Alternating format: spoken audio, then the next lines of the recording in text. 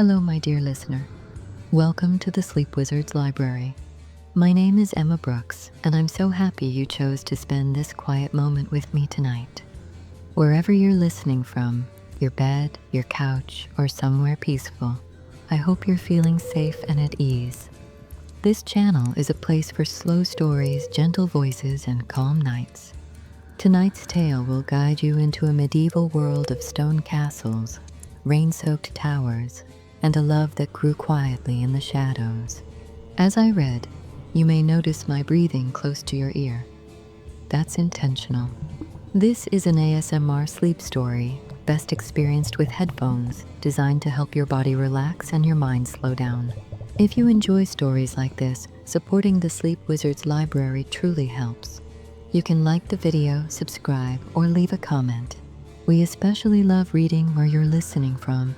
It's always wonderful to see how far these stories travel. Let your shoulders soften. There's nothing you need to do, nowhere you need to be. When you're ready, the story begins. Valdoria, a tale of shadow and stone. In an age when the world was still being written in blood and stone, when the names of kingdoms rose and fell like the tides of distant seas, there existed a realm that men spoke of only in hushed voices. It was a land where glory and shadow walked hand in hand. They called it Valdoria. It was a kingdom carved from the very bones of the earth, where castles rose like the skeletons of slumbering giants. Their walls were so thick that sound itself seemed to die within them. The towers reached toward skies perpetually gray, as if the heavens themselves bore witness to the weight of mortal struggles below. In those days, strength was the only language the world understood. Mercy was a luxury afforded only to the foolish or the doomed. The winds that swept across Valdoria's plains were ancient and patient. They carried with them the scent of rain-soaked earth, of distant battles, of secrets whispered to the stones. The people who lived beneath those gray skies knew that safety was earned with steel and vigilance. Every sunrise was a gift the darkness might reclaim before nightfall. They knew that hope was a fragile thing, easily shattered. Survival required a heart of iron wrapped in the thinnest veil of humanity. At the heart of Valdoria stood the throne of stone. Upon that throne sat King Aldric, a man whose reign had been purchased with blood and silence. His rule was built on decisions that left scars on the soul, wounds that no balm could heal. He was not a cruel king, but he was a king nonetheless. And cruelty is often the shadow that follows power, whether it is invited or not. His hair had long since turned the color of winter steel, gray and unforgiving. His eyes held the weight of choices that no living soul could share or comprehend. He ruled with a hand that was firm and unyielding, for he had learned in his youth that the world did not reward kindness. Kingdoms survived not through compassion, but through an iron will.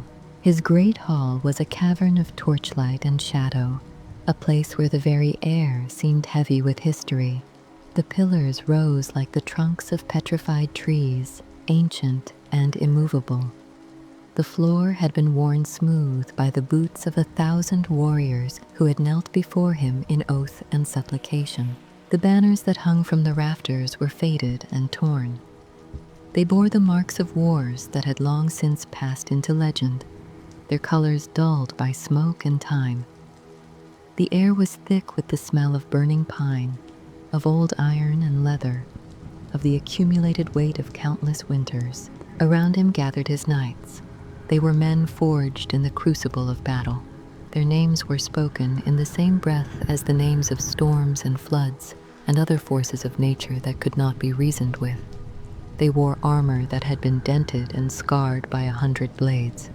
Each mark was a testament to survival, to luck, to the cruel mathematics of war. They carried swords that had been passed down through generations. Each one was a relic of violence and endurance, heavy with the ghosts of those who had wielded it before. They were loyal to the king because loyalty was the only currency that mattered in this world.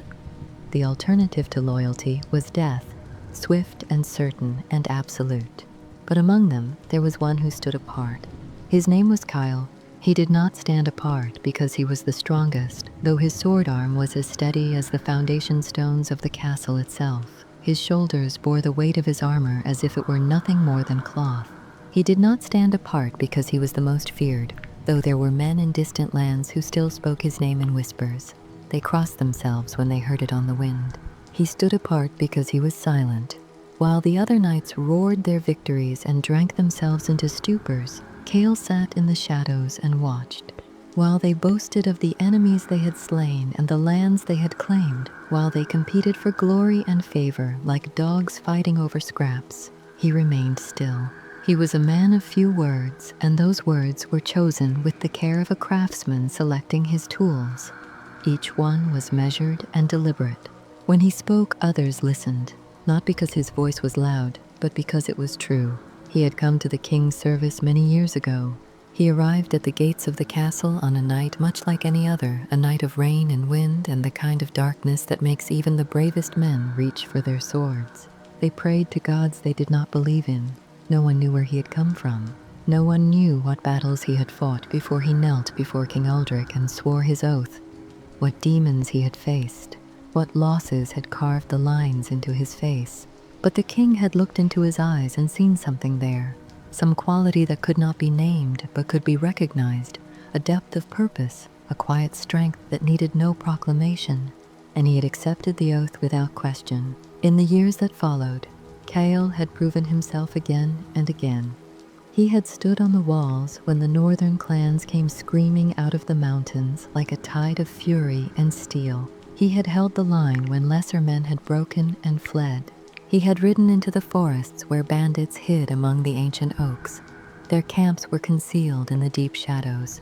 He had returned with their heads tied to his saddle, their threat silenced forever. He had done all of this without seeking glory or reward. He never demanded recognition or favor. He had done it because it was what he had sworn to do. His oath was the only thing in the world that he held sacred. But there was something else that lived in his chest, something that had taken root slowly over the years, growing like ivy in the cracks of stone walls, something that he had tried to bury beneath duty and silence. It was a feeling that had no place in the life of a knight, a feeling that could only lead to ruin. It was love. The object of this love was the king's daughter. Her name was Elara. She was not the kind of beauty that men sing about in taverns, not the kind of woman whose face could launch ships or topple kingdoms with a single glance. Her beauty was of a quieter sort, the kind that revealed itself slowly to those who took the time to look, to those who had the patience to see beyond the surface. She had her father's eyes, dark and steady as deep water, but where his were hard and unyielding as stone, hers held a depth of compassion that seemed impossible in a world as cruel as this, a gentleness that had somehow survived despite everything. Her hair was the color of polished oak, rich and dark. She wore it long and unadorned, refusing the elaborate styles that the other noble women favored, the towering arrangements of braids and jewels that proclaimed status and wealth. She had no use for such things. She moved through the castle like a ghost. She appeared in the great hall only when duty required it, when her father summoned her to sit beside him during feasts or to greet visiting lords. They looked at her with calculating eyes. Most of her time was spent in the library or the gardens, places where the noise and violence of court could not reach her, where she could breathe without feeling the weight of 1,000 expectations pressing down upon her shoulders. She had been raised to be a princess, to smile when spoken to and to hold her tongue when the men around her made decisions about her life, about her future, about her very body as if it were property to be bartered and sold. But there was a fire in her that had never been fully extinguished, a stubborn refusal to become the ornament that the world expected, the silent decoration in someone else's story. In the library, surrounded by the scent of old parchment and candle wax, by the musty smell of leather bindings cracked with age, she would lose herself in tales of distant lands and forgotten heroes. The books spoke to her in a language that the court could not understand, a language of possibility and wonder that had no place in the practical world of alliances and warfare, of marriages arranged like military campaigns and lives traded like horses. Sometimes, late at night, when the castle had grown quiet and the servants had retreated to their quarters, she would climb the stairs to the highest tower. when even the guards on the walls moved slowly with exhaustion. She would stand on the balcony, looking out over the darkened kingdom. The wind would pull at her hair and her dress, cold and insistent. She would close her eyes and imagine what it would be like to simply step off the edge and let it carry her away. To be free, if only for the brief moments of falling. But she never did, because beneath the longing for freedom, there was something else. Something that kept her tethered to this cold stone prison. It was the same thing that kept Kael standing watch on the walls night after night. Even when his body screamed for rest, even when exhaustion made his bones ache and his vision blur. It was the hope, however faint, that their paths might somehow converge, that the impossible might, against all reason, become possible. Kael had first seen her on the day of his arrival. She had been standing on the balcony above the courtyard, watching as he dismounted and knelt before her father, as he spoke the words of his oath in a voice that carried across the stone. Their eyes had met for only a moment, but in that moment, something had passed between them. Some silent recognition that neither of them could name. A connection that defied explanation or logic. Over the years, that moment had stretched into 1,000 others.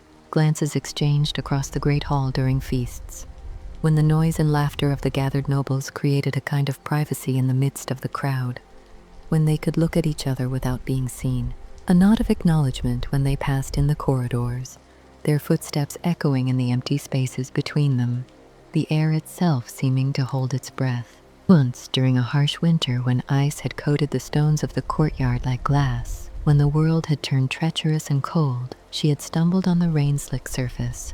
He had been there, as if summoned by some unspoken need, as if his very soul had felt her distress across the distance, and he had caught her before she fell. For a brief instant, they had stood so close that he could feel the warmth of her breath against his cheek. He could see the individual flecks of gold in her dark eyes. He could smell the faint scent of lavender that clung to her hair. She had whispered her thanks, her voice barely audible over the wind, and he had released her immediately, stepping back as if the contact had burned him. As if touching her had been a transgression too great to bear. His hands had trembled as he bowed and walked away. For the rest of that day, for weeks afterward, he could still feel the phantom weight of her in his arms. These were the moments that sustained him. These were the moments that made the weight of his armor feel lighter, that made the endless nights on the walls more bearable, that gave meaning to the monotony of duty. But they were also the moments that tormented him, because he knew that they could never be anything more. He was a knight. She was a princess. The distance between them was not measured in steps, but in the entire structure of the world, in laws and customs and expectations that had been set in stone long before either of them had been born. The gulf between their stations was absolute, unbridgeable. And so he loved her in silence, keeping his feelings locked away in the deepest chambers of his heart, where no one, not even she, could see them, where they could do no harm. He would watch her from across the hall, memorizing the way she moved, the way she tucked a strand of hair behind her ear when she was thinking, the way her eyes would soften when she looked at something beautiful. He would stand guard outside the library when she was reading.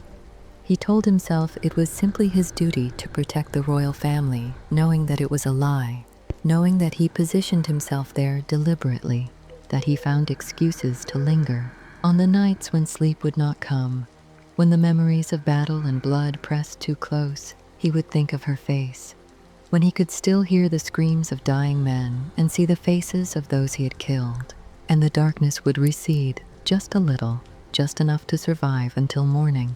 Elara, for her part, felt the weight of his gaze like a physical thing, like a warmth that touched her skin even across the crowded hall. She had grown up surrounded by men who looked at her with calculation, men who saw her not as a person, but as a piece to be moved across a board, a tool to be used in the endless game of alliances and power.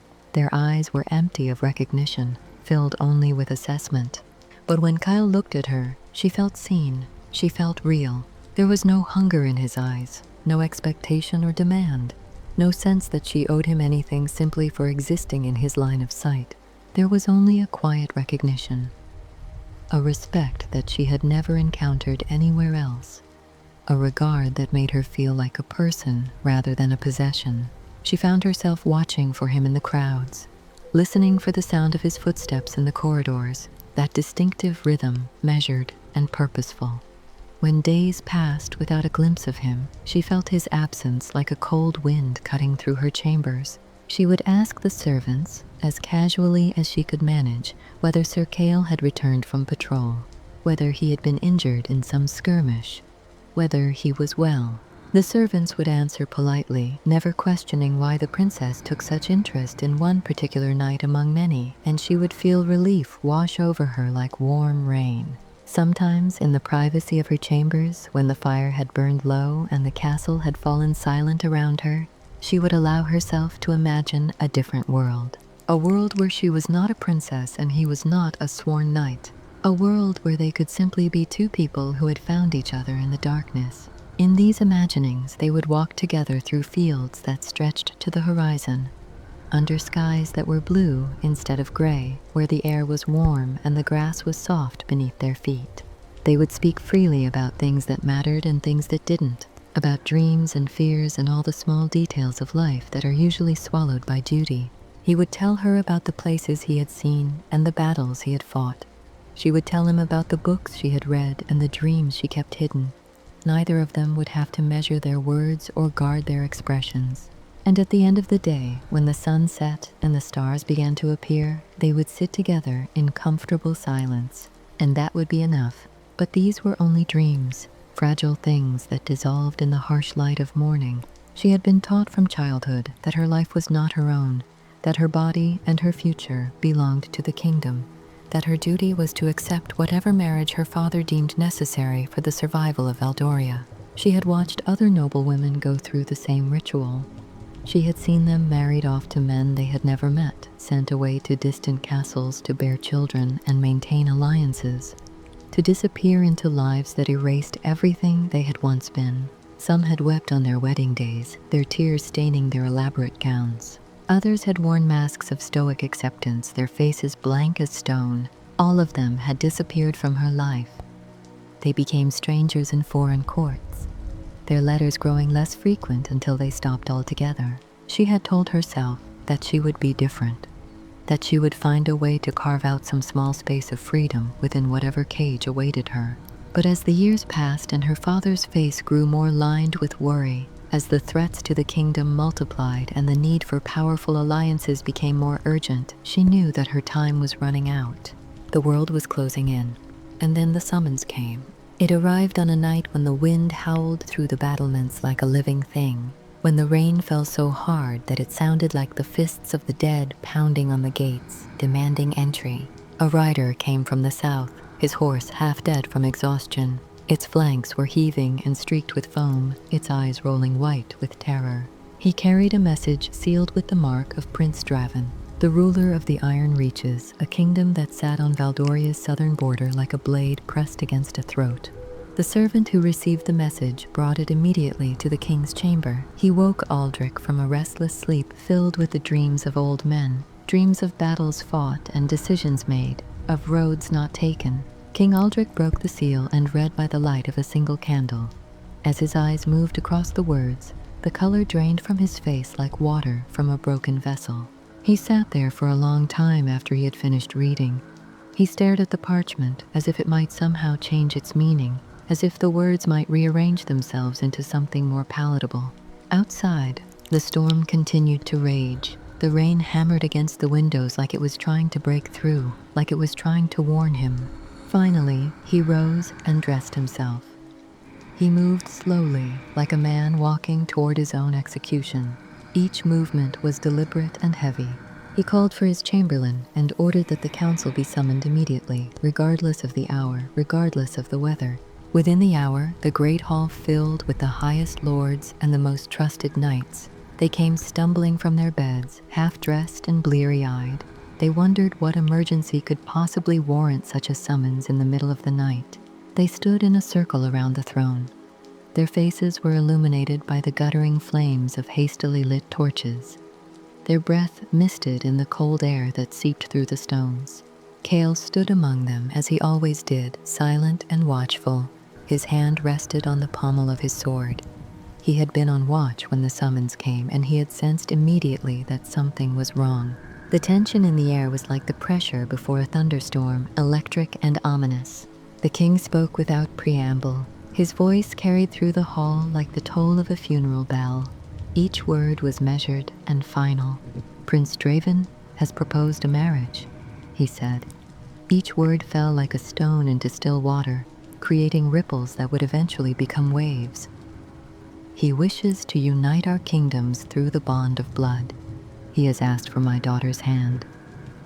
The hall erupted into whispers, into muttered conversations and exchanged glances. Some of the lords nodded approvingly.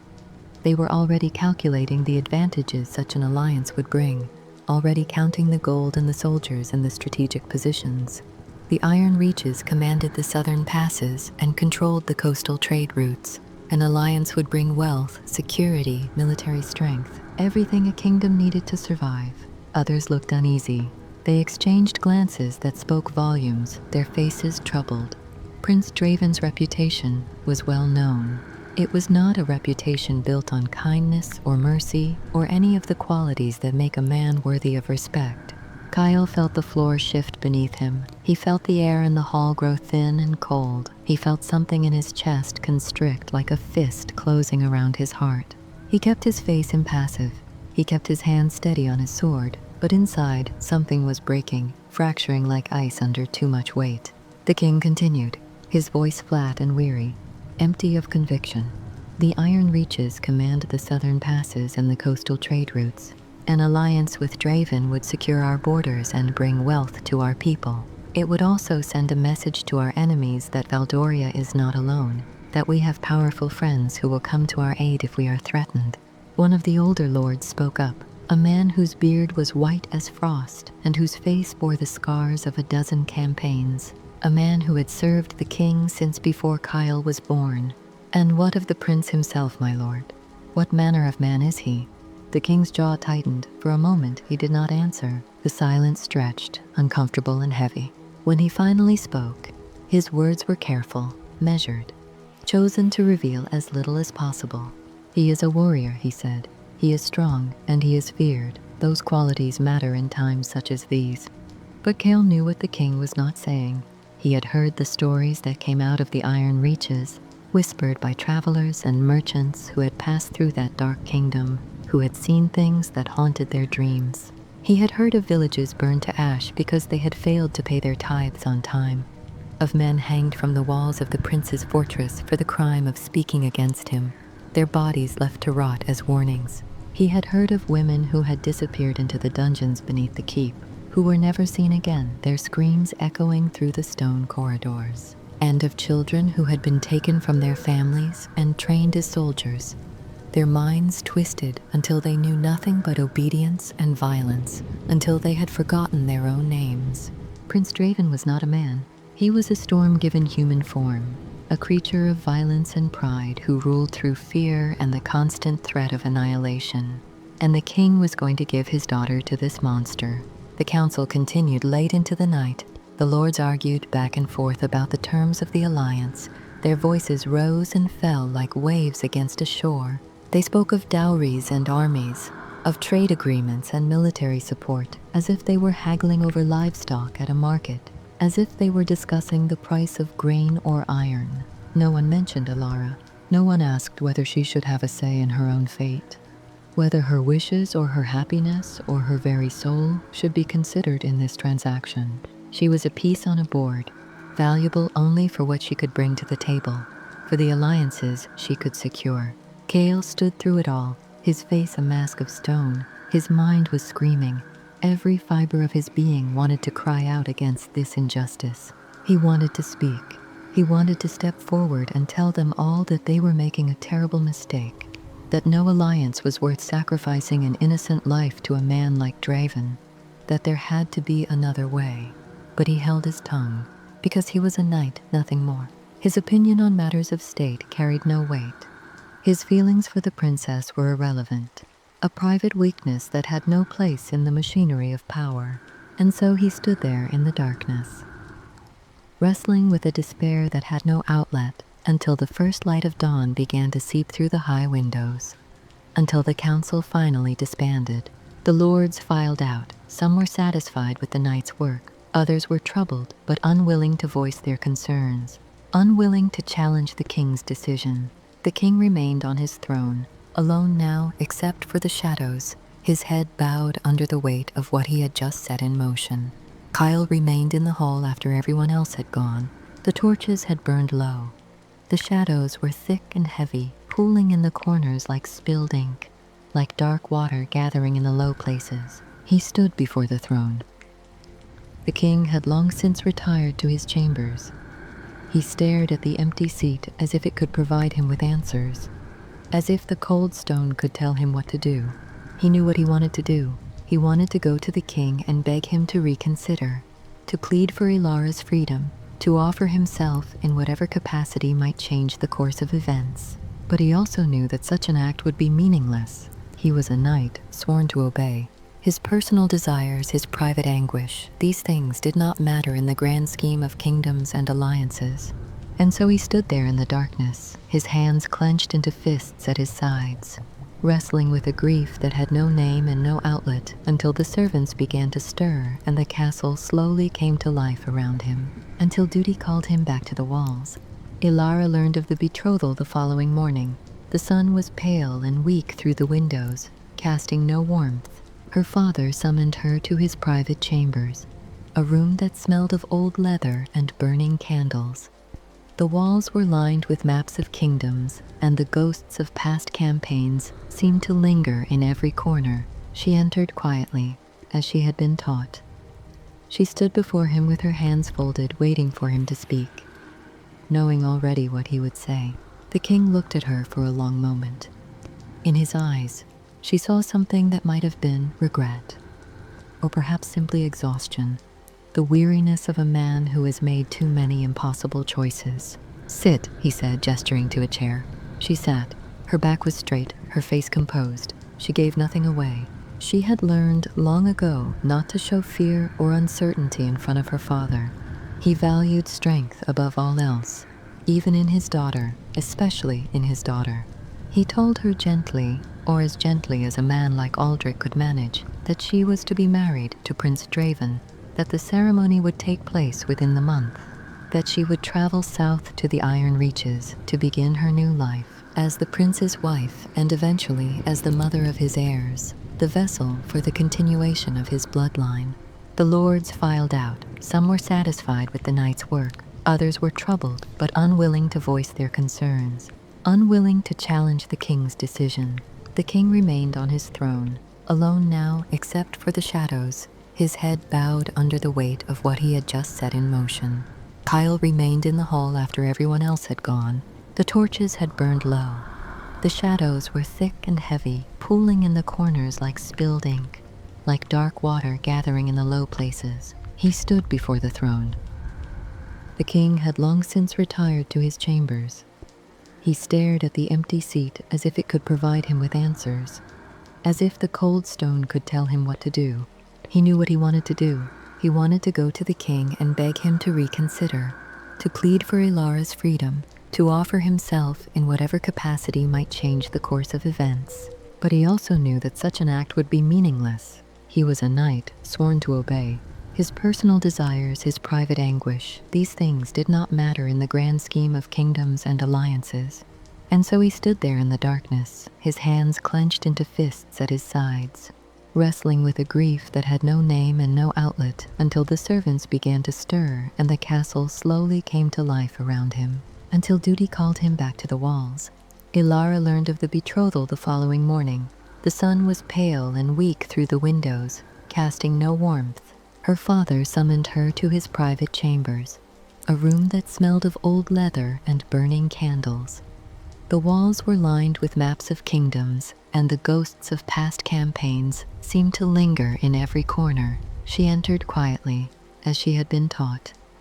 She stood before him with her hands folded, waiting for him to speak, knowing already what he would say. The king looked at her for a long moment. In his eyes, she saw something that might have been regret, or perhaps simply exhaustion, the weariness of a man who has made too many impossible choices. "Sit," he said, gesturing to a chair. She sat. Her back was straight, her face composed. She gave nothing away. She had learned long ago not to show fear or uncertainty in front of her father. He valued strength above all else, even in his daughter, especially in his daughter. He told her gently, or as gently as a man like Aldric could manage, that she was to be married to Prince Draven, that the ceremony would take place within the month, that she would travel south to the Iron Reaches to begin her new life as the prince's wife and eventually as the mother of his heirs, the vessel for the continuation of his bloodline. He spoke of duty and sacrifice, of the responsibility that came with royal blood, of the fact that their lives were not their own, but belonged to the kingdom and the people who depended on them. He told her that she was not just his daughter, but the daughter of Valdoria, that the kingdom needed this alliance to survive, that without it, they would fall. She listened in silence, her face betraying nothing. She did not cry. She did not protest. She did not beg or plead or rage against the unfairness of it all. She simply sat there, her hands folded in her lap. When her father finished speaking, she nodded once. "I understand," she said. Her voice was steady, controlled. The king looked at her for a long moment. He searched her face for some sign of rebellion or despair, but he found only calm acceptance, the mask she had learned to wear so well. "You are a good daughter," he said quietly. There was something in his voice that might have been pride or might have been sorrow. "You understand what duty requires." She wanted to scream at him. She wanted to tell him that duty was a cage, that he was sacrificing her happiness for the sake of borders and trade routes, that there were other ways to secure the kingdom's future. She wanted to ask him if he had ever considered what it would be like to be handed over to a stranger, to be taken from everything she had ever known and forced into a life of servitude and fear. She wanted to ask if her life mattered at all beyond what it could provide for others, but she said none of these things. Instead, she rose from her chair. She curtsied with perfect grace and excused herself. She walked out of the chamber with her head held high. Her footsteps echoed in the empty corridor. Each step was measured and deliberate. She did not go to her own rooms. She could not bear the thought of sitting alone in that space, surrounded by the trappings of a life that was about to be ripped away from her, by the books and the tapestries and all the small comforts that would soon belong to memory. Instead, she walked through the castle. She moved without direction or purpose. Her feet carried her through familiar hallways and down forgotten staircases until she found herself standing before the door of the chapel. She pushed it open and stepped inside. It was a small, cold space, lit only by the dim light that filtered through the narrow windows, gray and cheerless. The stone walls were bare save for a single wooden cross. The air smelled of damp and old incense, of prayers spoken by the desperate and the dying. She walked to the front and knelt before the altar, bowing her head. She did not pray. She had long since stopped believing that the gods listened to the prayers of women, that any divine power cared about the fates of those deemed expendable. But she needed to be still. She needed to be somewhere quiet, where she could gather her thoughts and steel herself for what was to come, where she could allow herself, just for a moment, to feel the full weight of her despair. She did not hear the door open. She did not hear the soft footsteps on the stone floor, but she felt a presence behind her, a warmth that cut through the chill of the chapel. When she turned, she saw Kael standing in the doorway. He did not speak, he did not approach. He simply stood there. His armor was dull in the gray light. His face was as unreadable as ever, a statue carved from stone. But his eyes spoke for him. In his eyes she saw grief, she saw rage. She saw a love that had never been spoken but had always been there, waiting in the silence between them, patient and enduring. She rose to her feet slowly. Her hands were trembling at her sides, her breath caught in her throat. "You have heard," she said. It was not a question. He nodded once, a small, tight movement. His jaw was clenched. "I have." They stood there in the stillness of the chapel, separated by only a few feet of cold stone, but it might as well have been an ocean, a void that could never be crossed. "I wish," she began, then stopped. Her voice broke. She pressed her lips together, fighting for control, refusing to let the tears fall. When she spoke again, her words came out as barely more than a whisper. "I wish the world were different." Kael's hand tightened on the pommel of his sword.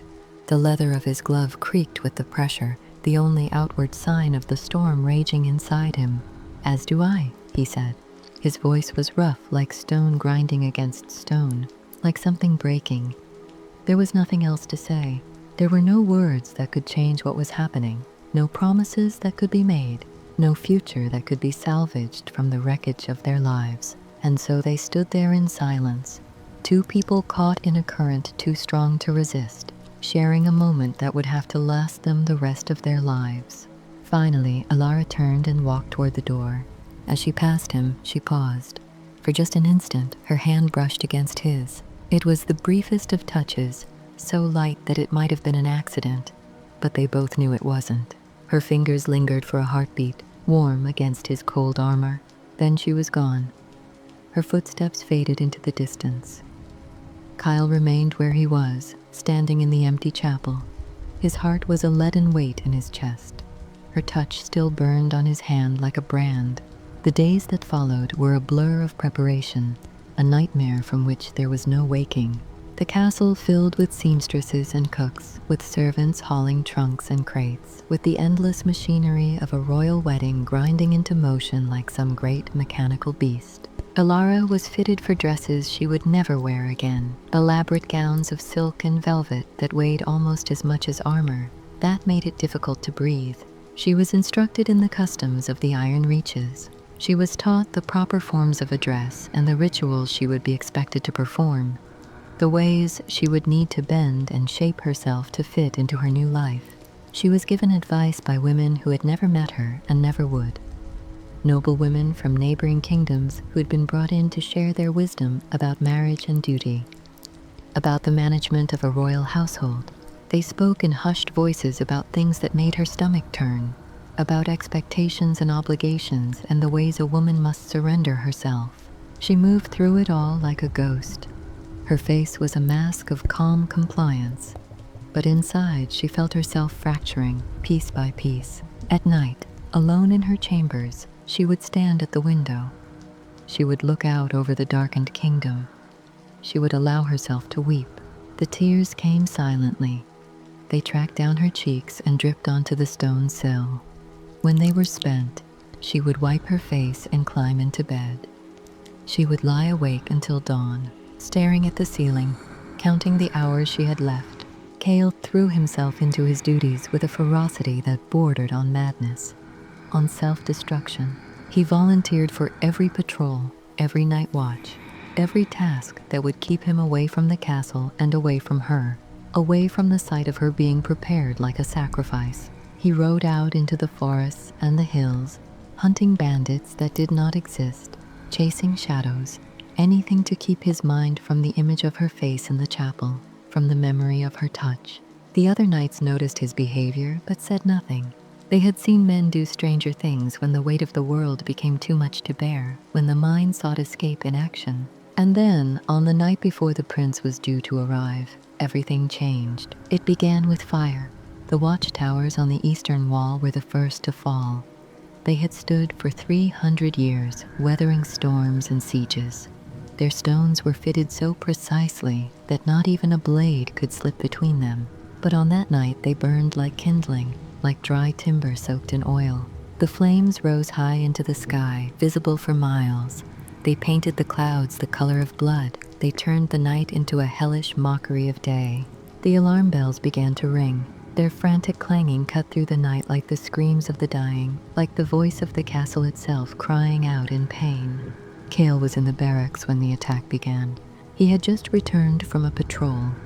His body was exhausted, his mind numb. He had been in the process of removing his armor when he heard the bells. He did not hesitate. He strapped his sword to his side. He grabbed his shield and ran. His exhaustion was forgotten. Adrenaline flooded his veins. The courtyard was chaos, a maelstrom of confusion and terror. Men were running in every direction. They were shouting orders that no one could hear over the roar of the flames and the clamor of the bells. Horses screamed in the stables. Their eyes rolled white with terror. Somewhere in the distance, steel clashed against steel. The sound of it was like the world tearing itself apart. Kael fought his way through the crowd. His mind was racing. His instincts screamed warnings. This was not a random attack. This was coordinated, planned, executed with precision and insider knowledge. Someone had betrayed them. Someone had opened the gates. He reached the inner courtyard just as the first wave of invaders poured through the breach. They came like a black tide, armed and armored. Their faces were hidden behind masks of iron and leather. They moved with the disciplined efficiency of trained soldiers, not the wild chaos of raiders. These were not bandits. These were warriors. Kael drew his sword.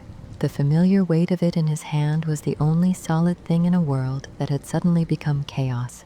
He moved forward to meet them, his body falling into the rhythms of combat that had been burned into his muscles through years of training and battle. The first man fell quickly. Kael's blade found the gap in his armor, sliding between the plates with practiced ease. The second lasted longer, managing to trade several blows before Kael disarmed him and opened his throat. Around him, the battle raged. The castle's defenders were rallying, forming defensive lines. The clash of steel on steel filled the air. Men screamed and died. The cobblestones grew slick with blood. But even as he fought, even as his body moved with lethal precision, Kael's mind was elsewhere. Elara, she would be in her chambers, unprotected, vulnerable. The thought cut through him like a blade. It sent ice through his veins. He killed 2 more attackers. Then he broke away from the main battle. He ran toward the tower where the royal quarters were housed. His heart pounded in his chest, not from exertion, but from fear. The corridors were empty, too empty. The servants had fled or been killed. The guards who should have been stationed at every door were gone, dead or overwhelmed or part of the conspiracy. He took the stairs 3 at a time. His armor clanked with each step. His breath came in ragged gasps. When he reached her door, he found it standing open. His blood turned to ice. He burst into the room, his sword raised, ready to cut down anyone who stood between him and her. But the room was empty. The furniture was overturned. A tapestry had been torn from the wall. There were signs of a struggle, but no Elara. Nobody. Kael. The voice came from behind him, quiet and controlled. He spun around. Elara stood in the doorway of her dressing chamber. She was alive, unharmed. In her hand, she held a small dagger. The blade was clean, unstained by blood, but her knuckles were white where she gripped it. Relief flooded through him, so intense that it made him dizzy. "Thank the gods," he breathed. She lowered the dagger. Her hand was shaking. "They came for me," she said. Her voice was steady, but he could hear the tremor beneath it. 3 of them. I hid. They searched the room, then left. I think they went to search the other chambers. Kael crossed the room in 3 strides. He wanted to pull her into his arms, to feel that she was real and safe. But he stopped himself. He kept his distance. "We have to get you somewhere safe," he said. "Where?" she asked. "The castle is under attack. Nowhere is safe." She was right. He knew it. The attackers had come in force. They had planned this carefully. They knew the layout of the castle. They knew where the defenses were weak. This was not just an attack. This was an invasion. "The old tunnels," Kael said suddenly. "The escape routes. Do you know where they are?" Elara nodded. "My father showed me in case the castle ever fell. Then we use them now." She hesitated. "What about my father, the people?" "Your father has his guards. The knights are fighting. But you are the future of this kingdom. If you die, Valdoria dies with you. We have to get you out." For a moment, he thought she would refuse. He saw the conflict in her eyes, the desire to stay and fight, to not abandon her people. But then she nodded. "The entrance is in the library," she said, "hidden behind the eastern bookshelf." They moved quickly. Kael led the way. His sword was drawn, his senses alert for any sound of approaching footsteps. Elara followed close behind. She had discarded her elaborate dress for simpler clothes, practical clothes that would not hinder movement. The corridors remained eerily empty. They could hear the sounds of battle echoing through the stone. Distant screams, the clash of weapons, the roar of flames. But they encountered no one. When they reached the library, Kael checked to ensure it was empty. Then he stood watch while Elara moved to the eastern wall. She ran her hands along the books, searching for the mechanism. "Here," she said. There was a soft click. The entire bookshelf swung inward. It revealed a narrow passage that descended into darkness. "It leads to the forest," Elara explained. "About a mile from the castle walls. There should be torches inside." Kael found one. He lit it from a nearby candle. The flame sputtered to life. It cast flickering shadows on the rough stone walls of the tunnel. "You first," he said. "I'll follow and seal the entrance behind us." Elara stepped into the passage. Kael took one last look at the library, at the books that had been Elara's refuge, at the life they were leaving behind. Then he followed her into the darkness. He pulled the bookshelf closed behind them. The mechanism locked with a final, definitive click. The tunnel was narrow. The ceiling was low enough that Kael had to stoop. The air was stale and cold. It smelled of earth and ancient stone. They walked in silence. The only sounds were their footsteps and their breathing. The torch cast long shadows that danced on the walls. Kael's mind raced. What would they do when they reached the forest? Where would they go? The Iron Reaches were to the south. The northern clans were hostile. The eastern kingdoms were too far. They had no allies, no resources, no plan. But they were alive. And as long as they were alive, there was hope. After what felt like hours but was probably only minutes, they saw a faint light ahead. Gray and weak, the light of dawn. The tunnel ended at a hidden exit. Concealed behind a tangle of roots and overgrown bushes, they emerged into the forest. The air was fresh and cold. The sky above them was lightening from black to gray. Behind them, they could see the castle. Smoke rose from several towers. Flames still flickered on the walls. Even from this distance, they could hear the sounds of battle. Elara stood frozen. She stared at her home, at the only life she had ever known. "Come," Kael said gently. "We can't stay here. They'll send search parties once the battle is over." She nodded, but she didn't move. Kael understood. This was the moment when everything changed, when the life she had known ended and an uncertain future began. He wanted to say something comforting, something that would make this easier, but there were no words that could accomplish that. So instead he simply offered his hand. For a moment she just looked at it. Then slowly she reached out and took it. Her hand was small and cold in his, but her grip was firm. "Where do we go?" she asked. Kael thought for a moment. Then he remembered something from his past, a place he had not thought about in years. "West," he said. "There's a village in the foothills, small, remote, the kind of place where no one asks questions. We can rest there, decide what to do next." And after that, he looked at her, at this woman he had loved from a distance for so many years, this princess who was now a fugitive, this fragile, fierce soul who had just lost everything. "I don't know," he admitted, "but we'll figure it out, together." She held his gaze for a long moment, then she nodded. They turned their backs on the burning castle, on the kingdom that had defined their entire lives, and they walked into the forest, into the unknown. Behind them, Valdoria fell. The journey to the village took 3 days. They traveled by night and hid by day. They moved through the deep forest where the trees grew so thick that even at noon, the world was dim and shadowed. Kael hunted small game with his sword. He set snares with materials scavenged from the forest. They ate little and spoke less. The exhaustion and shock of what had happened kept them both silent. But at night, when they made camp in hidden clearings, when the fire burned low and the darkness pressed close, they would sit together, not touching, but near enough that they could feel each other's presence, near enough to know they were not alone. On the second night, Elara finally spoke of what had happened. "Do you think my father survived?" she asked. Her voice was small in the darkness, smaller than he had ever heard it. Kael didn't want to lie to her, but he also didn't want to crush the fragile hope he heard in her question. "Your father is a survivor," he said carefully. "He has weathered many storms. If anyone could endure an attack like that, it would be him." "But you don't know." "No," he admitted, "I don't know." She was quiet for a long time. When she spoke again, her voice was harder. edged with something that might have been anger or might have been grief. It was Draven, wasn't it, the attack? Kael had been thinking the same thing. The timing was too perfect, the attackers too well informed. I believe so, he said. A marriage would have given him a legitimate claim to Valdoria, but perhaps he decided that conquest was more certain. Or perhaps the marriage was always a ruse, a way to lower our defenses. Then he has won, Elara said bitterly. He has destroyed my home, killed my people, and now he will take the throne anyway. Not if we stop him.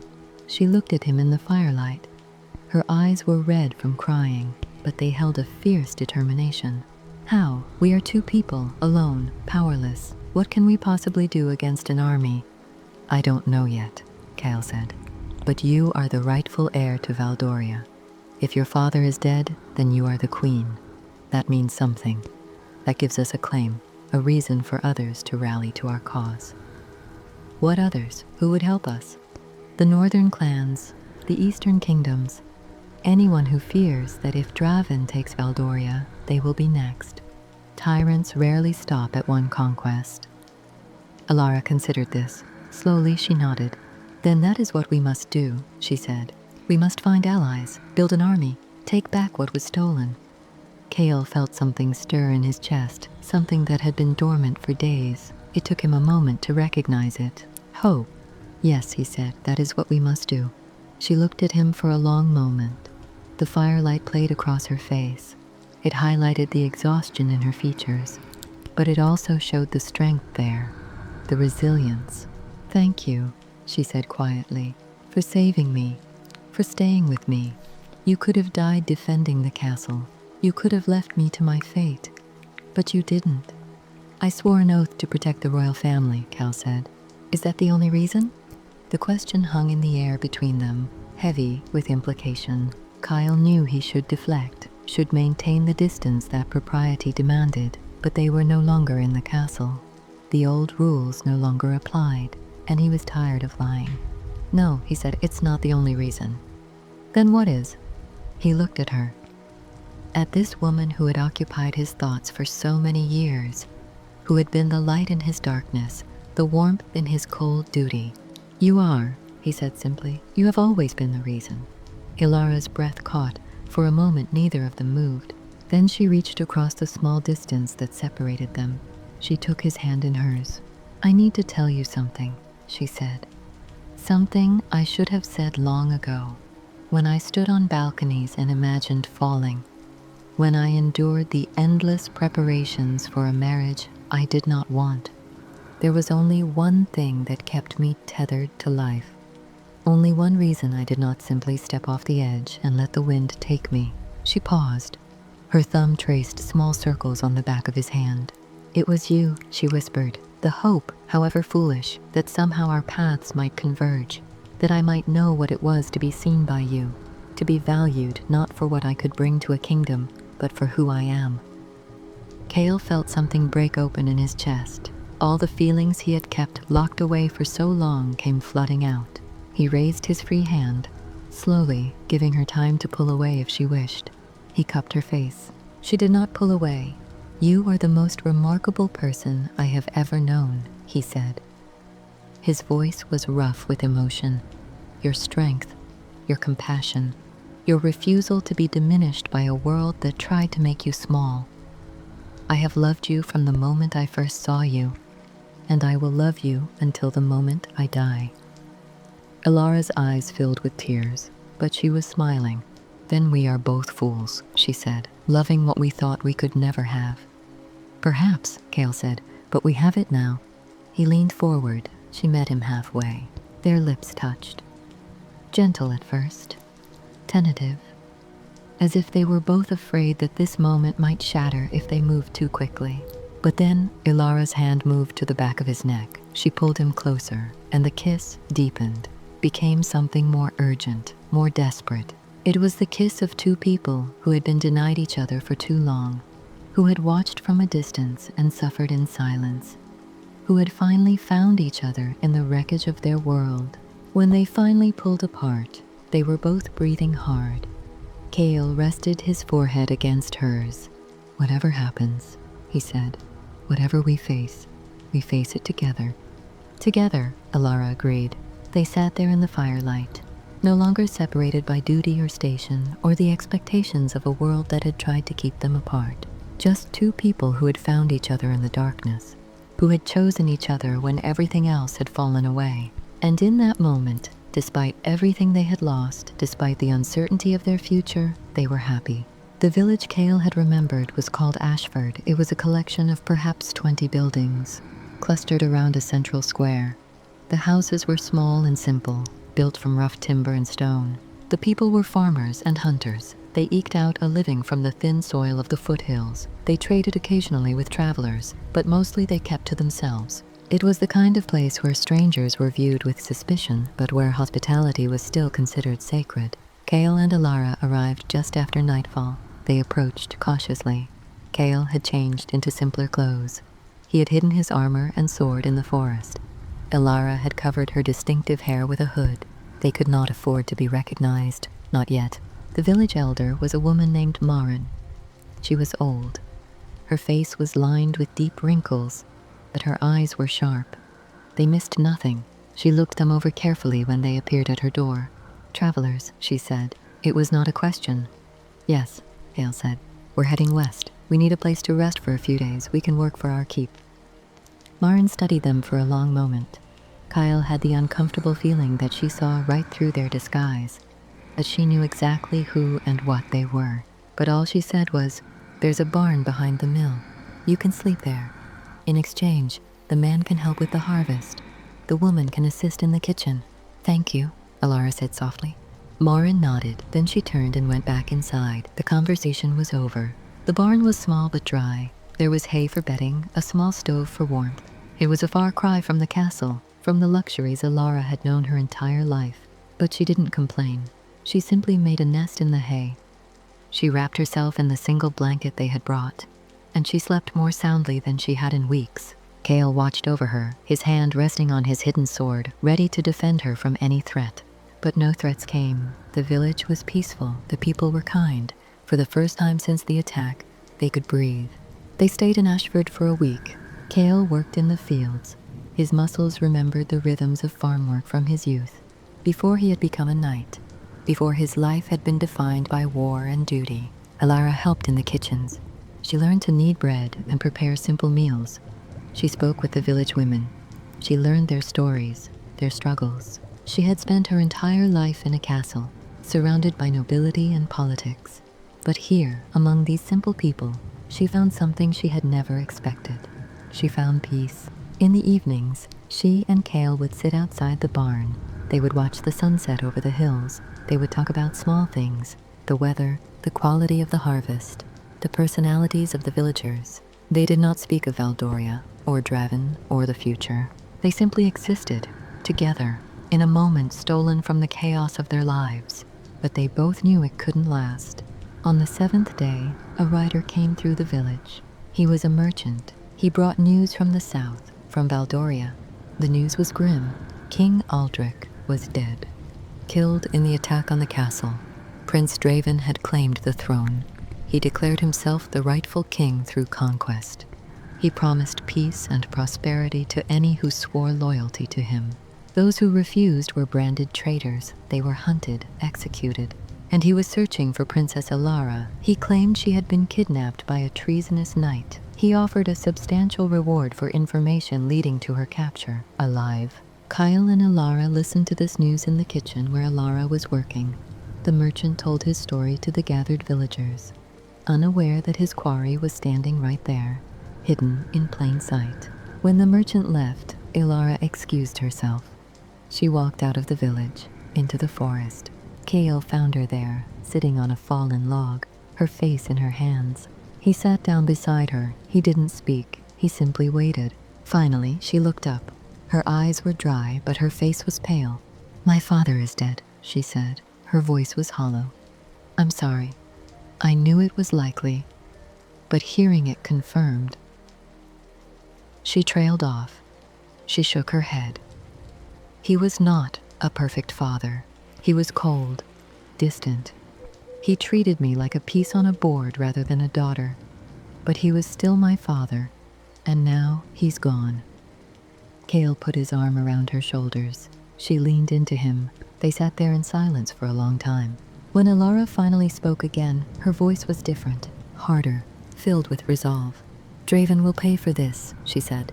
"For my father, for my people, for everything he has taken, I swear it." "Then we begin," Kael said. "We start gathering allies. We build our strength. And when the time is right, we take back your throne."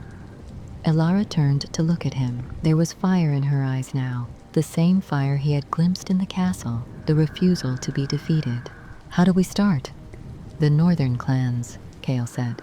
"They have no love for Draven, and they respect strength. If we can prove ourselves to them, if we can show them that we're worth following, they might join our cause." "It's dangerous." "Yes." "We could die." "Yes." "Then let's go." They left Ashford the next morning. They thanked Maren for her hospitality. The old woman looked at them with knowing eyes. "You're going to do something foolish," she said. "Yes," Kael admitted. "Good," Maren said. "The world needs more fools, people willing to fight for what's right, even when the odds are impossible." She pressed a small pouch into Elara's hands. "Coin, for your journey, and something else, a token. Show it to the clans. Tell them Maren of Ashford sent you. It might help, or it might not, but it can't hurt." Elara looked inside the pouch. Along with the coins, there was a small carved stone, etched with symbols Elara didn't recognize. "Thank you," she said. Maren nodded, then she turned and walked away. The conversation was over. Kael and Elara set off north, toward the mountains, toward the clans, toward an uncertain future. But they walked together, and that made all the difference. The journey north took 2 weeks. The land grew rougher as they traveled. The gentle hills gave way to steep slopes and jagged peaks. The air grew colder, thin and sharp. They passed through abandoned villages, places that had been raided by the clans, or simply left to die as the people moved elsewhere seeking better fortunes. They saw evidence of recent battles, burned buildings, mass graves, the detritus of war. The world was a harsh place. Kael had always known this, but seeing it through Elara's eyes, seeing her face as she witnessed the suffering of the common people, made it somehow more real. "How do people endure this?" she asked one evening. They were camped in the ruins of an old watchtower. The walls provided some shelter from the wind. "Because they have no choice," Kael said. "You endure because the alternative is death, and most people would rather live, even in suffering, than die." "It's not right." "No, it's not. When we take back Valdoria," Elara said, "when I am queen, I will change things. I will make sure the common people have protection, that they're not simply caught in the middle of our wars." Kael smiled. "You'll be a good queen." "I hope so," Elara said softly. "I hope I can be worthy of their trust." They reached the territory of the northern clans on the 16th day. The clans were not a unified nation. They were a collection of loosely allied tribes, each one ruled by its own chieftain.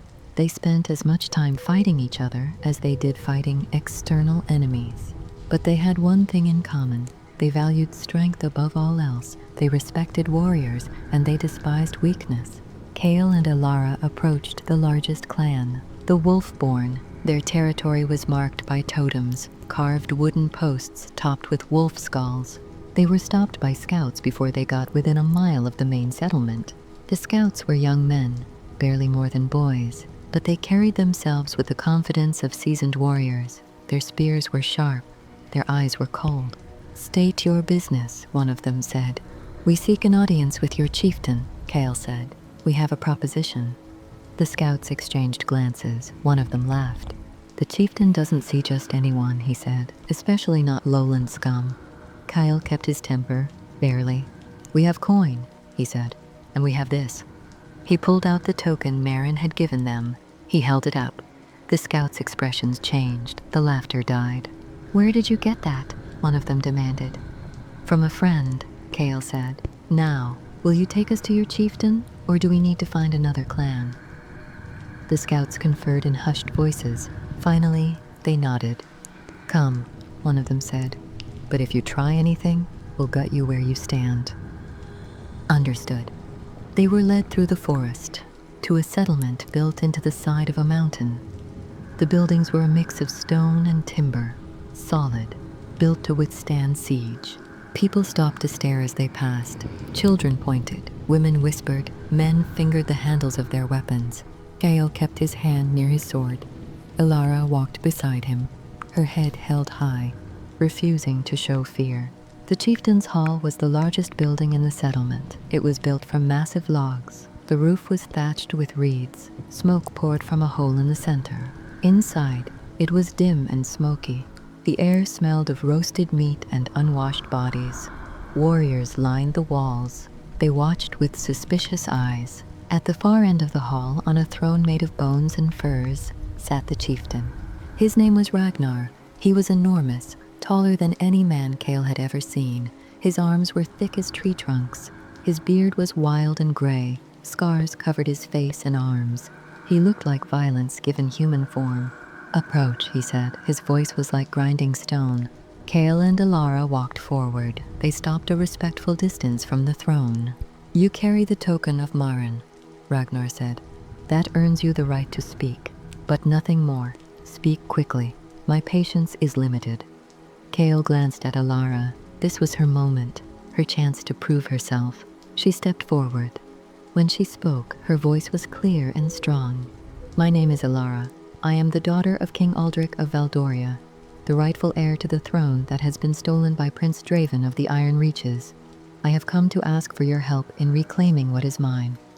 A murmur ran through the hall. Warriors exchanged glances. Ragnar leaned forward, his eyes narrowed. "Why should the Wolfborn care about lowland politics?" he asked. "Your kingdoms rise and fall. It means nothing to us." "Because Draven will not stop with Valdoria," Elara said. "He is a conqueror. Once he has consolidated his power in the south, he will turn his eyes north, to your lands, your people. He will see the clans as a threat, or as resources to be exploited. Either way, he will come for you." "Let him come," Ragnar said. "We are not soft lowlanders, we are the Wolfborn. We have never bowed to any king."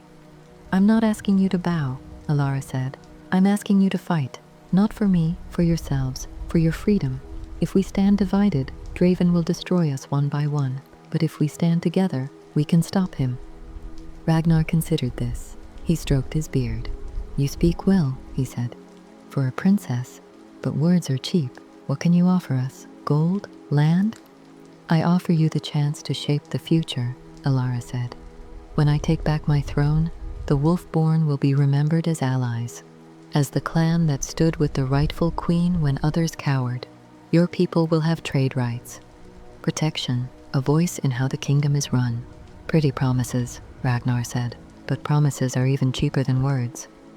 "Then let me prove myself," Elara said. "Give me a trial. Whatever test you use to judge warriors, I will pass it, and then you will know that I am worthy of your support." The hall erupted in laughter. The warriors guffawed and slapped their knees. The idea of this small lowland woman passing their trials was apparently hilarious. But Ragnar didn't laugh. He studied Elara with new interest. "You have courage," he said. "I'll give you that, but courage alone won't keep you alive." "Then it's fortunate I have more than courage," Elara said. Ragnar smiled. It was not a kind smile. "Very well," he said. "You want to prove yourself? You'll have your chance. Tomorrow at dawn, you will face the trial of blood. If you survive, the Wolfborn will hear your proposal. If you die..." He shrugged. "Well, at least you'll die bravely." "What is the trial of blood?" Kael asked. Ragnar's smile widened. "You'll see." That night, they were given a small hut on the edge of the settlement. It was barely more than 4 walls and a roof, but it was shelter. A fire pit in the center provided warmth. Kael paced the small space like a caged animal. His mind raced with possibilities, each one worse than the last. "This is madness," he said. "These people are savages. Their trials are designed to kill. We should leave, now, while we still can." Elara sat by the fire. She stared into the flames with an expression Kael couldn't read. "We can't leave," she said quietly. "We need them. Without the clans, we have no army. Without an army, we have no hope of defeating Draven." What good is an army if you're dead? She looked up at him. The firelight cast shadows across her face, making her look older, harder. I have spent my entire life being protected, she said, being told that I was too weak, too fragile, too precious to be exposed to danger. I was kept in a cage made of silk and stone, and I submitted to it because I thought I had no choice. She stood. She walked to where Kael was standing. But I do have a choice, she continued. I can choose to be brave, to fight for what I believe in, to prove that I am more than just a piece to be moved around a board. Tomorrow, I will face whatever trial they set before me, and I will survive, because I refuse to be helpless anymore. Kael looked at her, at this woman who had been sheltered and protected her entire life, who had every reason to be afraid, who should by all logic be terrified. But all he saw in her eyes was determination. Then I'm coming with you, he said. You can't. This is my trial, mine alone. I don't care. Where you go, I go. That's not negotiable. Elara's expression softened. She reached up and touched his face. I love you for saying that, she said. But this is something I have to do myself. I need to prove, not just to them, but to myself, that I am capable, that I am strong. Do you understand? Kael wanted to argue. Every instinct he had screamed at him to protect her, to keep her safe. But he also understood what she was saying. He understood the need to prove oneself, to know that you had faced the darkness and emerged on the other side. I understand, he said finally, but if they try to kill you, trial or no trial, I will cut down every last one of them. Elara smiled. She kissed him softly. I know you will, she said. That's one of the reasons I love you. They held each other for a long time. Neither of them spoke. They simply drew strength from each other's presence. When they finally lay down to sleep, Elara curled against Kael's chest, his arms wrapped around her protectively. Whatever happens tomorrow, she whispered into the darkness, know that these past weeks with you have been the happiest of my life. Don't talk like that, Kael said. You're going to survive. You're going to pass their trial, and then we're going to take back your kingdom. I believe you, Elara said. But there was something in her voice that suggested she was trying to convince herself as much as him. Kael lay awake long after Elara had fallen asleep. He listened to her breathing. He felt the warmth of her body against his, and he prayed to gods he didn't believe in that she would survive the coming day. Dawn came too quickly. The sky was the color of bruised flesh, gray and purple and threatening rain. The air was cold enough that their breath misted. The entire clan had gathered in a clearing outside the settlement. Hundreds of warriors stood in a loose circle. Their faces were impassive, their eyes hungry for violence. In the center of the circle was a pit, perhaps 20 feet across and 10 feet deep. The walls were smooth stone. There was no way to climb out without help. Ragnar stood at the edge of the pit. When he saw Kael and Elara approaching, he gestured for them to come forward. The trial of blood is simple, he announced, his voice carried across the clearing. The challenger enters the pit. We release the beast. If the challenger kills the beast, they pass. If the beast kills the challenger, he shrugged. Then they were not worthy. What beast? Elara asked. Ragnar's smile was cruel. You'll see soon enough. He gestured to two warriors. They brought forward a large wooden crate. Whatever was inside was making the entire thing shake. Deep growls emanated from within. Kael felt ice in his veins. He grabbed Elara's arm. You don't have to do this, he said urgently. We can find another way. But Elara pulled free. She walked to the edge of the pit. I'm ready, she said. Ragnar nodded approvingly. You have courage. Let's see if you have skill. A rope ladder was lowered into the pit. Elara descended without hesitation. When she reached the bottom, the ladder was pulled up. She stood alone, waiting. One of the warriors handed her a weapon, a short spear, nothing more. Then they brought the crate to the edge of the pit. They began to open it. Kael pushed forward through the crowd. He tried to get closer, to see what horror they were about to unleash on Elara. The crate opened. For a moment, nothing happened. Then the beast emerged. It was a wolf. But not like any wolf Kael had ever seen. It was enormous, easily the size of a small horse. Its fur was matted with old blood. Its eyes were yellow and mad. Foam dripped from its jaws. The crowd roared their approval. The beast was pushed into the pit. It landed heavily. It shook itself. Then it saw Elara. It growled, low and menacing, the sound of death. Elara stood her ground. The spear was held steady in her hands. The wolf circled her slowly, testing, looking for weakness. Then it lunged. Elara moved, faster than Kael would have thought possible. She sidestepped the attack. She jabbed with the spear. The point caught the wolf's shoulder, drew blood. The beast howled in pain and rage. It spun around. It lunged again. This time Elara wasn't fast enough. The wolf's claws caught her arm. They tore through fabric and flesh. Blood bloomed across her sleeve. She stumbled, nearly fell, but she kept her feet. The wolf pressed its advantage. It attacked again and again. Each time, Elara barely managed to avoid the snapping jaws, the raking claws. She was tiring. Kael could see it, the blood loss, the fear, the sheer physical strain of fighting such a creature. He couldn't watch this. He couldn't stand here while she was torn apart. He drew his sword. He prepared to jump into the pit, but a hand caught his arm. He looked over. One of the clan warriors was holding him back. "If you interfere, you both die," the warrior said. "This is her trial, her choice." Kael wanted to argue, wanted to fight, but he knew the warrior was right. All he could do was watch and hope. In the pit, Elara was backing toward the wall. The wolf stalked toward her. It sensed victory. It was taking its time now, savoring the kill. Elara's back hit the stone. She was trapped. The wolf crouched, preparing to spring. And then something changed in Elara's eyes. Some shift, some decision made. Instead of waiting for the wolf to attack, she attacked first. She screamed, a sound of pure fury and defiance. She charged forward, the spear held like a lance. The wolf, surprised by this sudden aggression, hesitated for just a fraction of a second. It was enough. Elara drove the spear forward with all her strength. The point caught the wolf in the throat. It punched through fur and muscle and windpipe. The wolf's momentum carried it forward. It crashed into Elara. They both went down in a tangle of limbs and blood. The crowd went silent. Kael's heart stopped. For a long moment, nothing moved. Then, slowly, Elara pushed the wolf's corpse off of her. She struggled to her feet.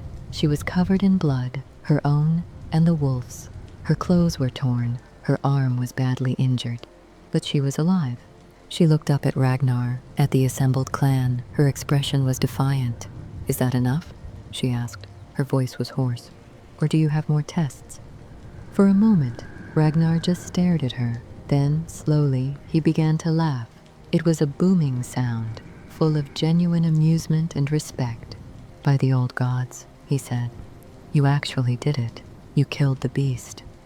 He gestured. The rope ladder was lowered again. Elara climbed out of the pit. Her movements were stiff, painful, but she climbed on her own strength, refusing help. When she reached the top, Kael was there. He caught her as her legs gave out. "You're insane," he whispered into her hair. "Completely insane." "But I did it," she said. There was pride in her voice. "I proved myself." Ragnar approached. He looked down at Elara with something that might have been approval. "You have passed the trial of blood," he announced. "The Wolfborn recognize your strength. We will hear your proposal." He extended his hand. Elara took it. He pulled her to her feet. "Rest today," he said. "Tonight we feast. Tomorrow we talk of war." The feast that night was unlike anything Elara had ever experienced. The great hall was filled to bursting. Warriors packed the benches. They ate roasted meat with their hands. They drank from horns filled with mead. They sang songs of battle and glory. Elara sat at Ragnar's right hand, a position of honor. Her arm had been bandaged by the clan healers. They had given her a salve for the pain. It helped, but not enough. Still, she refused to show weakness. She sat straight. She ate sparingly. She watched the proceedings with interest. Kael sat beside her, close enough to intervene if needed. His hand never strayed far from his sword. But the clan warriors treated them with respect now, even friendliness. Several came to congratulate Elara on her victory, to admire her courage. "They like you," Kael murmured to her. "They respect strength," Elara replied. "I showed them I'm not weak. That's all that matters to them. Ragnar stood. The hall fell silent. We have witnessed something rare today, he announced. A lowlander with the heart of a northerner. Princess Elara has proven herself worthy. Now she asks for our aid. Tomorrow, we will discuss whether the Wolfborn will march to war. He raised his horn. But tonight we celebrate. To Elara, killer of beasts, friend to the Wolfborn. To Elara, the hall roared back. Elara raised her own horn. She took a drink. The mead was strong. It burned going down, but it warmed her from the inside. She looked around the hall, at these fierce warriors, these people who lived by the sword and valued courage above all else. They were not the allies she would have chosen, but they were the allies she needed, and tomorrow she would convince them to fight. The council met at midday. It was held in a smaller chamber adjacent to the great hall. A long table dominated the room. Around it sat the chieftains of the various clans.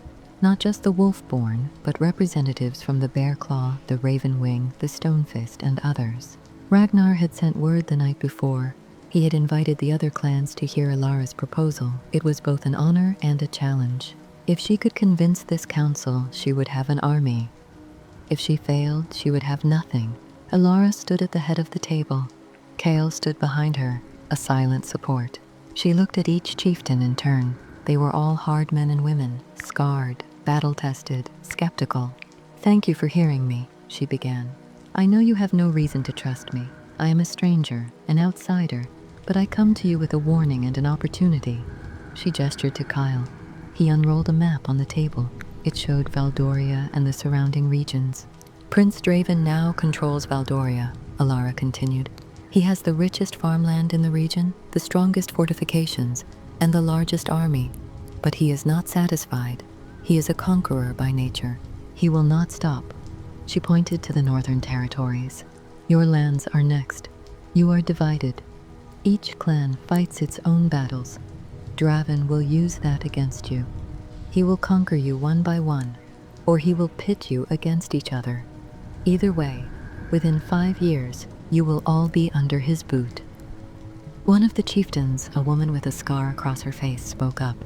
"And what would you have us do? Bow to you instead?" "No," Elara said. "I'm asking you to fight with me, not for me, to reclaim Valdoria, to stop Draven before he can threaten your homes. In exchange, I promise you this. When I am queen, the northern clans will have autonomy. You will govern yourselves, trade freely, keep your traditions. All I ask is that you recognize Valdoria's borders and pledge not to raid our villages."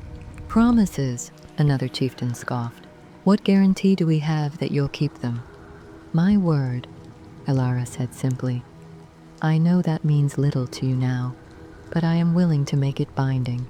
A formal treaty, witnessed by all the clans.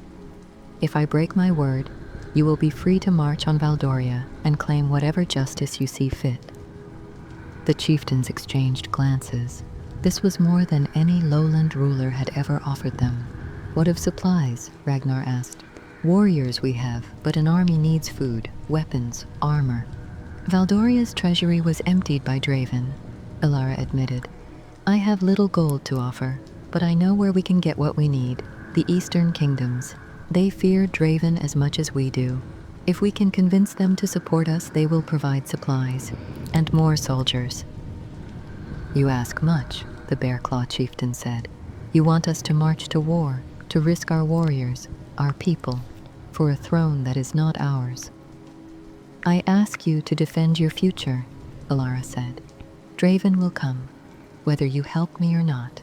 The only question is whether you will face him divided and weak, or united and strong." Silence fell over the chamber. The chieftains considered. Finally, Ragnar spoke. "The Wolfborn will march," he said. "Elara has proven herself to us. She has shown courage, and her words have merit. If Draven is allowed to consolidate power, he will be unstoppable. Better to strike now, while he is still settling into his new throne." One by one, the other chieftains nodded. Some were reluctant, some were eager, but all agreed. The northern clans would go to war. Elara felt relief wash over her, but also a weight. These people were trusting her, following her. If she led them to defeat, their blood would be on her hands. She could not fail. The next month was a blur of activity. Messengers were sent to the eastern kingdoms, seeking support, seeking supplies. The clans began to gather. Warriors came from across the north. They brought their weapons, their families, their hopes for glory. A camp formed in the foothills, thousands of tents, hundreds of cook fires, the sound of steel being sharpened, of warriors training. Elara worked tirelessly. She met with the chieftains. She settled disputes. She planned strategy with Ragnar and the other war leaders. She was no longer just a princess. She was becoming a leader, a queen. Kael remained at her side. He advised her when asked. He protected her when needed. But mostly, he simply supported her, believed in her. At night, when the work was done and they retreated to their tent, they would hold each other. They would find solace in each other's arms. The love that had been forbidden was now the one constant in their chaotic world. Word came from the eastern kingdoms. King Aldwin of Tyrannus had agreed to support them. He would send supplies, gold, and 1,000 soldiers. It was not as much as Elara had hoped, but it was something. Other kingdoms sent smaller amounts, or polite refusals. They were hedging their bets, waiting to see who would win before committing fully. But it was enough. Combined with the clan warriors, Elara had an army of nearly 5,000. Draven reportedly had twice that number, but Alara's forces had something his didn't. They had a cause, a reason to fight beyond fear of their ruler. Finally, after weeks of preparation, the army was ready. They would march south. They would liberate the villages Draven had taken.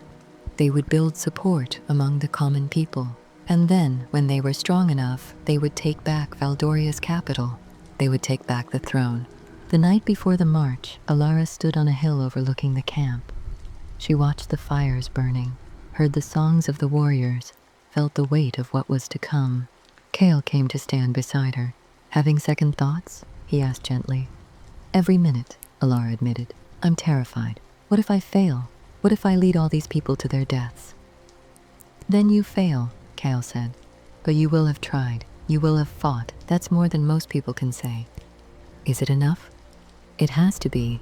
Elara leaned against him. She drew strength from his presence. "When this is over," she said, "when we've won or lost, I want to go back to that village, Ashford. I want to live simply, grow vegetables, bake bread, be ordinary." Kael smiled. "That doesn't sound like you." "Maybe not," Elara agreed. "But right now it sounds like paradise."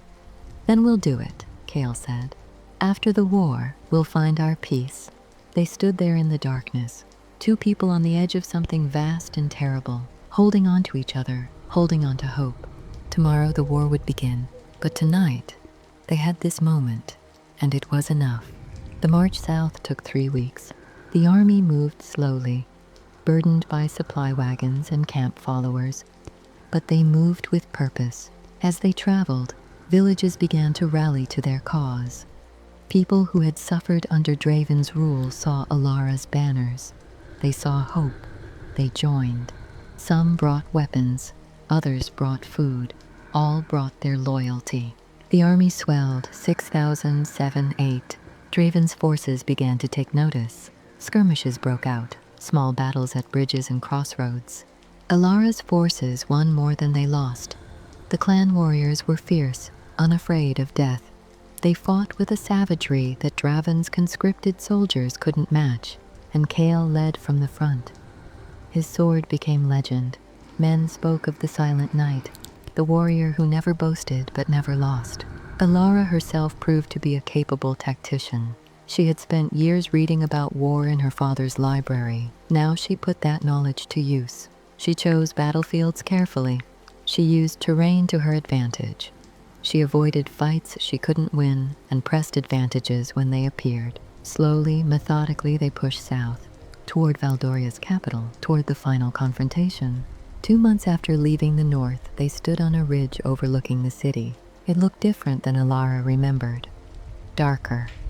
Draven's banners flew from the walls, black and red, the colors of blood and shadow. The castle where she had grown up was now an enemy stronghold. "It's not too late to turn back," Kael said quietly. But Elara shook her head. Yes, it is. We've come too far, sacrificed too much.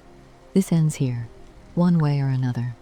She turned to address the assembled war leaders, Ragnar, the other chieftains, the commanders from the eastern kingdoms. Tomorrow we take back the city, she said. Draven has twice our numbers.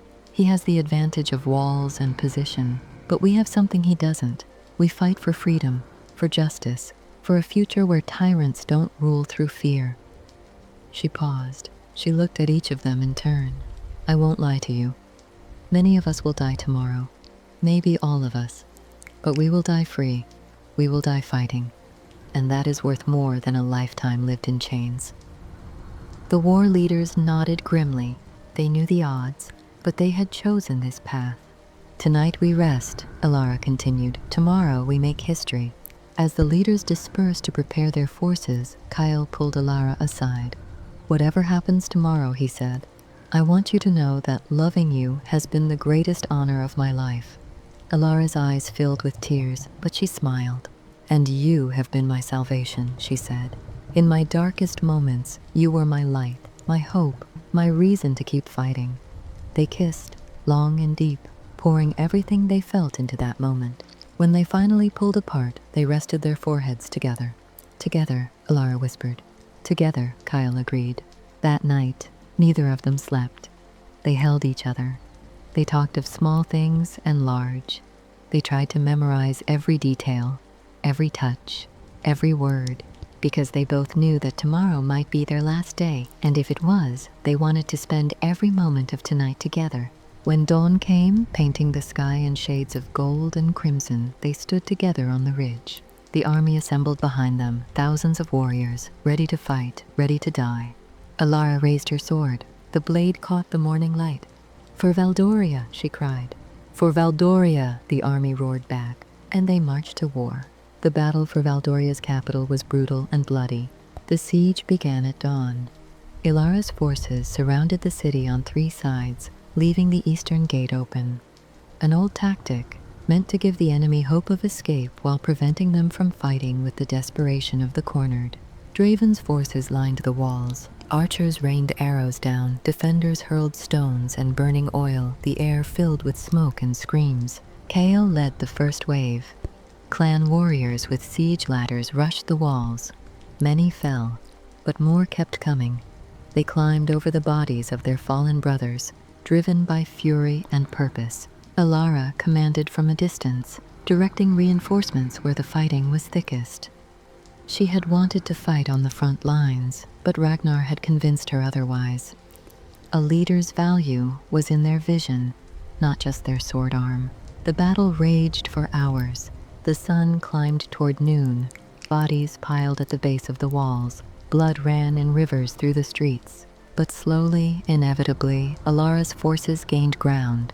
They breached the walls, poured into the city, fought from street to street, house to house. Draven's conscripted soldiers began to break. They had been forced to fight. When given the choice between death and surrender, many chose surrender. By late afternoon, Elara's forces had fought their way to the castle gates. This was where Draven had made his final stand. His elite guards, the loyalists who believed in his vision of conquest, formed ranks on the steps. They would not surrender. They would not flee. They would die defending their prince. Kael stood at the head of the assault force. His armor was dented and bloodied. His sword was notched from constant use, but his eyes were clear, focused. For the queen, he shouted. His warriors surged forward. The 2 forces collided on the castle steps. Steel rang against steel. Men grunted and screamed and died. Kael fought like a man possessed. He carved through Draven's guards with brutal efficiency. Each swing of his blade ended a life. Each step forward brought him closer to his goal. Finally, he reached the throne room.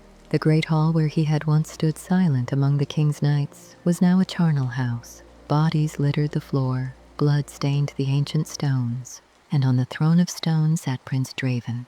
He was smaller than Kael had imagined, less imposing, but his eyes held a cruel intelligence, a ruthless will. The silent knight, Draven said. His voice was cultured, almost pleasant. I've heard tales of you. They say you're the greatest warrior in Valdoria. Let's test that claim." He stood, drew his sword.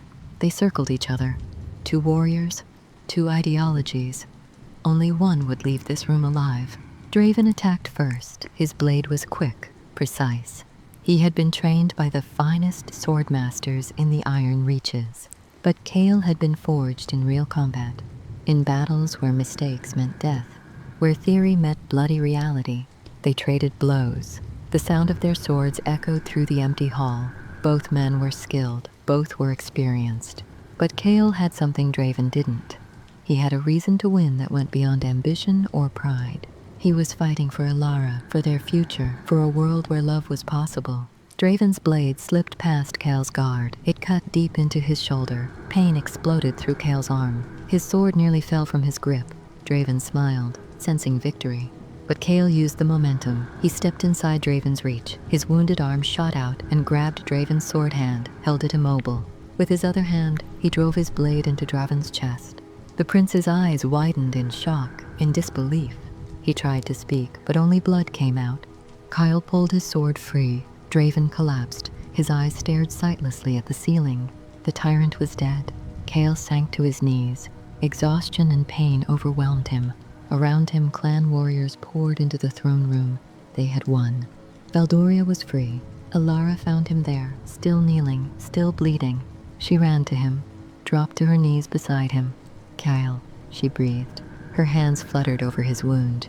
"You're hurt." "It's nothing," he said, though his face was pale. "Draven is dead. The castle is ours."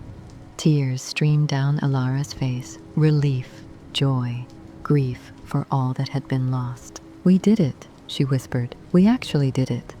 Healers arrived. They tended to Kael's wound, to the wounds of countless others. The battle was over, but the work of rebuilding was just beginning. In the weeks that followed, Elara was crowned Queen of Valdoria. The ceremony was simple, held in the great hall that had been cleaned of blood and bodies. Representatives from all the clans attended, so did emissaries from the eastern kingdoms. Ragnar himself placed the crown on her head, a gesture of respect from the north. "Hail, Queen Elara," he proclaimed, "killer of beasts, liberator of Valdoria, friend to the Wolfborn." "Hail, Queen Elara," the assembled crowd roared. Elara stood. She looked out at the people who had fought for her, who had believed in her when she barely believed in herself. "Today begins a new era," she said, "an era of peace, of justice, of partnership between the lowlands and the north. I make this pledge before you all. Valdoria will honor its treaties. The clans will have autonomy, and never again will we sacrifice our people to the ambitions of tyrants." The crowd cheered. Hope, real and tangible, filled the hall. That night there was feasting, celebrating, the kind of joyous chaos that comes after surviving something terrible. But Elara and Kael slipped away. They climbed to the highest tower, the place where Elara had once stood and dreamed of falling. Now she stood there with Kael beside her. His arm was in a sling, but healing. Her own scars from the wolf trial had faded to thin white lines. They looked out over the kingdom, their kingdom now. "What are you thinking?" Kael asked. "That it's over," Elara said. "The war, the fighting, the fear, it's actually over." "And what comes next?" Elara smiled. She turned to face him. "We rebuild, we heal, we create something better than what came before." She paused. "And eventually, when the kingdom is stable and I can safely step away, we go to Ashford. We grow vegetables, bake bread, live simply." "You still want that?" Kael asked. "Even after everything? You could have anything now. Power, wealth, glory." "I have everything I want," Elara said simply. "I have you, I have peace, I have purpose. What more could I need?" Kael pulled her close, mindful of his injured shoulder. They stood together, looking out over the darkened kingdom. The wind pulled at their hair, just as it had years ago when they were different people, when love seemed impossible.